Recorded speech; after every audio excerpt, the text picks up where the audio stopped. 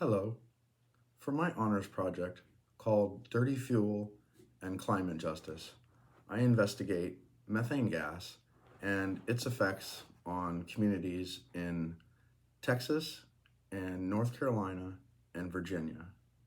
As well, I also investigate the claims that it is a clean bridge fuel that will help us to reduce our reliance on coal. Among the studies that I have in my report, I look at a study out of Texas investigating flaring from unconventional oil and gas wells, methane flaring that they do, that the extraction companies use to burn off excess methane. And the study recognized that there were twice as many flaring events in majority Hispanic communities than there were in non-Hispanic white communities, even though there were more wells located closer to non-Hispanic white communities than the Hispanic communities that were experiencing excessive flaring events.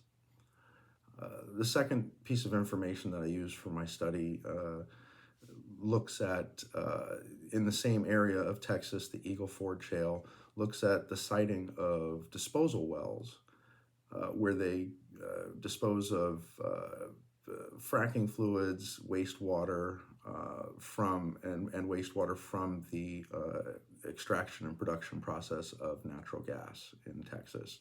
And that study found, similarly, that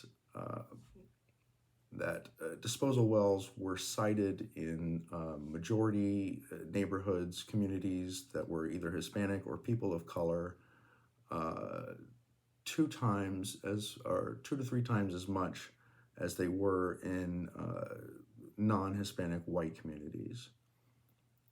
And this sort of demonstrates that a lot of the waste from the production goes from the communities where it's being produced into communities that are disadvantaged, disproportionately goes into those communities that are disadvantaged.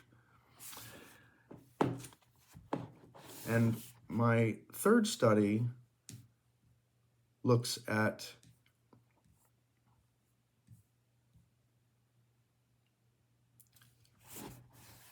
the Atlantic Coast Pipeline that was running from the Marcellus Shale in Pennsylvania through Virginia, West Virginia, and North Carolina to terminals on the coast to export the methane gas.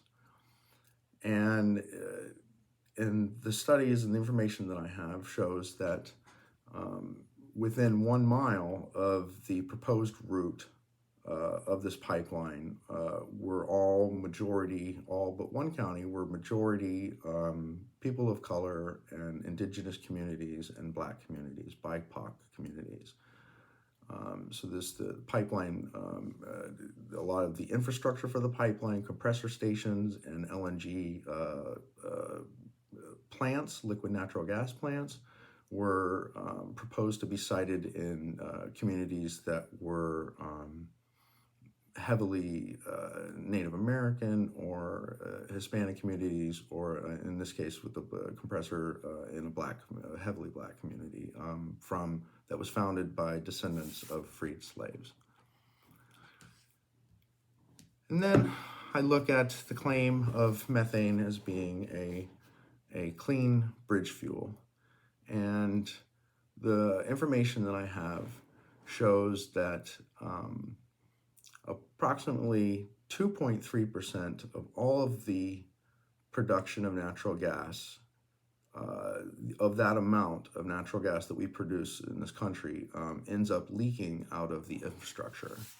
And the studies that I have suggest that that is equivalent to 13 teragrams of methane per year, and that is equivalent, the studies suggest, to over a 20-year period, that is equivalent to 1 year's worth of the entire nation, of the emissions of the entire nation's coal power plants in the year 2015. It's a very, very large amount of methane emissions. And find that along with the methane emissions, the reductions in coal use in the United States and the European Union, which have increased their methane gas usage, in those countries, mostly developed countries, the decrease in coal was accompanied by an increase in trade from an increase of carbon embodied in that trade from countries that increase their coal usage, such as India, China, and different countries in Southeast Asia. And then last but not least, we find that the United States has become the largest exporter of natural gas in the world.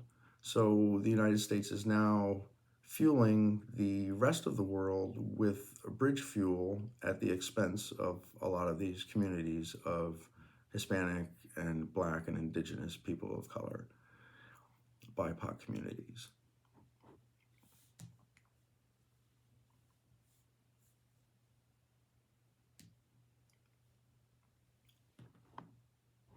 Given all of this information,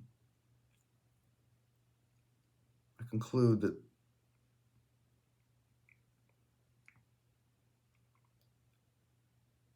methane is not a clean bridge fuel to get us off of carbon or off of coal, as our coal is being outsourced to other countries. Our methane has increased, our coal usage has decreased, but it's been shipped in from other countries. And the methane in the world, in the atmosphere, has continued to rise.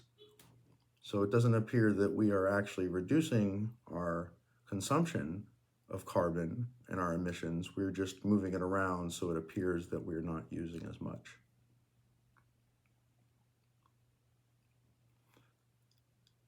And those are the findings of my study.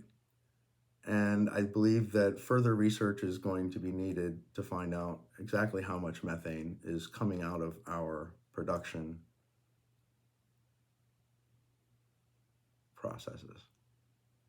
Thank you very much. I hope you vote for my project.